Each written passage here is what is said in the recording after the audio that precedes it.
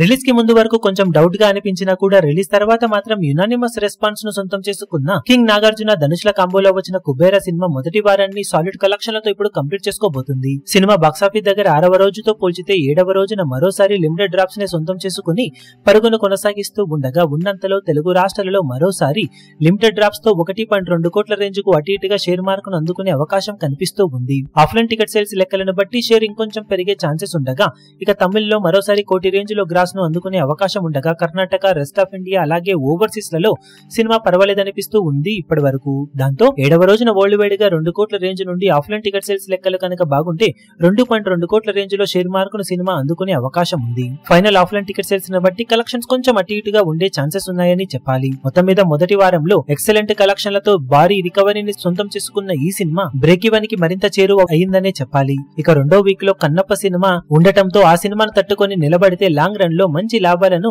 Kubera cinema సొంతం చేసుకునే అవకాశం ఎంతైనా ఉంటుంది. తమిళ వర్షన్ మాత్రం తేరుకునే అవకాశం లేకపోవడంతో అక్కడ వచ్చే నష్టాలను తెలుగు నుండి కవర్ చేయాల్సి ఉంటుంది. ఇక టోటల్ గా సినిమా ఫస్ట్ వీక్ కి గాను ఏరియాల వారీగా సాధించే కలెక్షన్ల వివరాలు ఏ విధంగా ఉంటాయో చూడాలి. ఈ వీడియో మీకు నచ్చినట్లయితే లైక్ చేయండి, షేర్ చేయండి, ఛానల్ ను సబ్స్క్రైబ్ చేయడం మాత్రం మరవకండి. ఏ చిన్న అప్డేట్ ను మిస్ అవ్వకూడదు అనుకుంటే బెల్ ఐకాన్ ను ప్రెస్ చేయండి.